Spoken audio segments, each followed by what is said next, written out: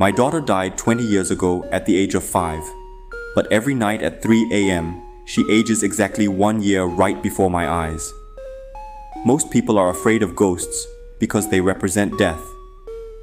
I became obsessed with one because she represented the life that was stolen from me.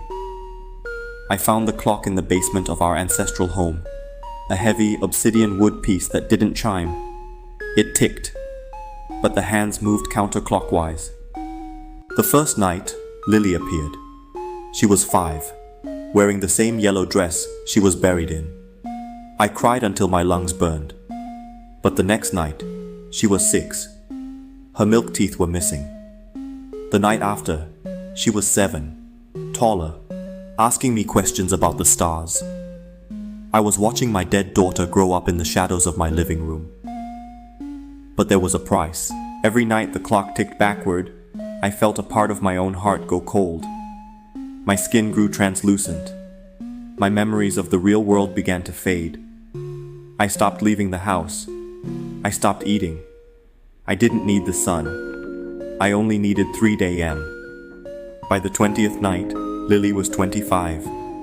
She stood before me in a shimmering white gown, the wedding dress she would have worn. She was beautiful, radiant, and heartbreakingly real.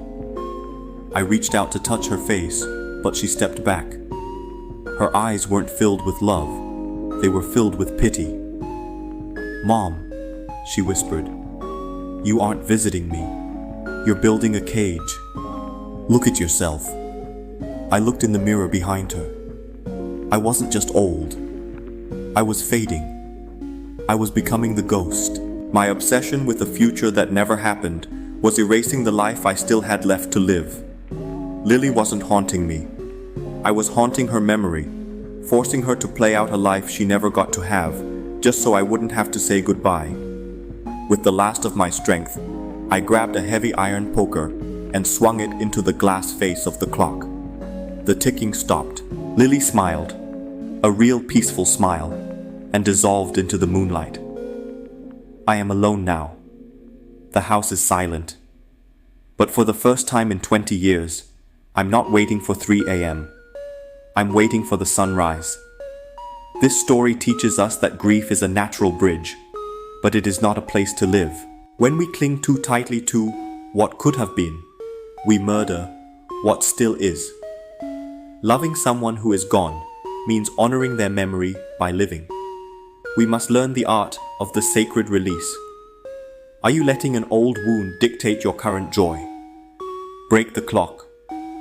It is okay to remember, but it is a sin against your own soul to refuse to grow. Like, share, and follow for more stories.